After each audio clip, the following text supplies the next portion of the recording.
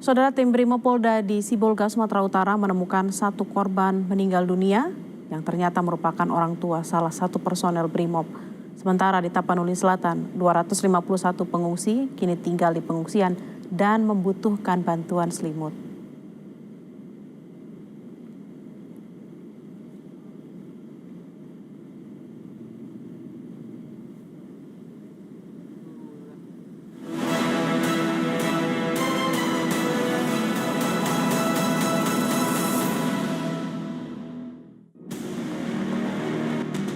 Banjir bandang dan longsor meluluh lantakan tanah Rencong. Ketinggian air yang hampir mencapai 3 hingga 4 meter membuat warga harus menyelamatkan diri ke atap rumah.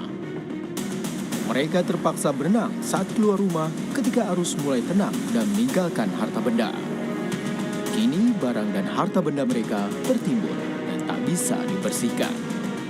Ya tolonglah dibantu istilahnya untuk membersihkan rumah-rumah, karena kalau pakai tenaga sendiri rasanya tidak mungkin, Pak, karena ini bukan banjir biasa, nampaknya ini udah kayak tsunami nampaknya nih, Pak. Kalau banjir biasa mungkinlah kita bisa bersihkan gini kan, Pak. Tapi kalau untuk ini kami cuma berharap kepada pemerintah lah, Pak, kalau bisa cepat tanggap. Derita warga Aceh tak sampai di situ. Sulitnya akses karena jalan rusak akibat banjir dan longsor memaksa warga harus jemput berjalan untuk mendapat bantuan. Lumpuhnya jalur darat mengakibatkan distribusi bantuan untuk korban banjir belum merata. Bahkan, warga harus mengandalkan air banjir yang disaring untuk kebutuhan sehari-hari. Dengan kondisi kami juga punya 3 bayi ya, punya 3 bayi. Ya dengan seadanya apa yang ada gitu, cuma kami dapat snack yang lewat dari jalan, dari mana mungkin yang lewat, kami ngambil di depan-depan kayak gitu, Bang, untuk bertahan. Seperti itu. Sejauh ini gimana? Apakah sudah ada bantuan? Sama sekali belum ada bantuan. Yang pertama untuk air bersih, kami tidak ada bantuan. Kami hanya ngambil, ngutip air-air yang di jalan kayak gini, kami saring untuk kasih untuk bayi-bayi kami, Bang. Banjir dan longsor menerjang 18 kabupaten di Provinsi Aceh. Selain itu, 218 orang meninggal, 227 orang hilang, 1.838 orang terluka, dan 449.000 warga mengungsi.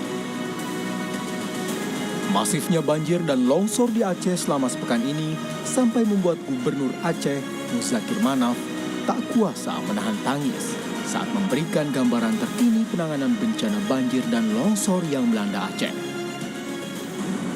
Jadi Aceh sekarang tsunami kedua. Jadi kebatilan.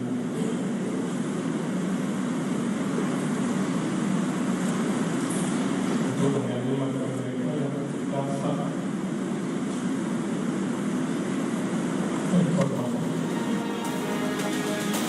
Bencana ini juga membuat sejumlah kepala daerah menyatakan angkat tangan, tak sanggup menangani dampak bencana banjir dan longsor.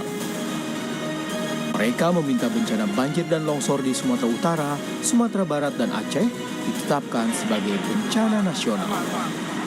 Sudah 3 hari yang lalu menandatangani surat tidak sanggup dari segi anggaran menangani banjir ini, Bu. Saya sudah TKN, sudah tanda tangani.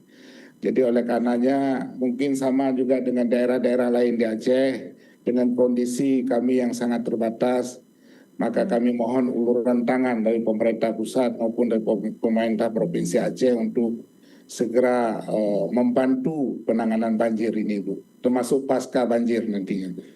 Kalau menurut kami bermohon kepada Bapak Presiden supaya bencana besar ini dapat ditetapkan sebagai status bencana nasional. Duka warga korban banjir harus segera berakhir. Pemerintah harus bergerak cepat membantu warga pulih dari kondisi sulit ini. Tim Liputan Kompas TV.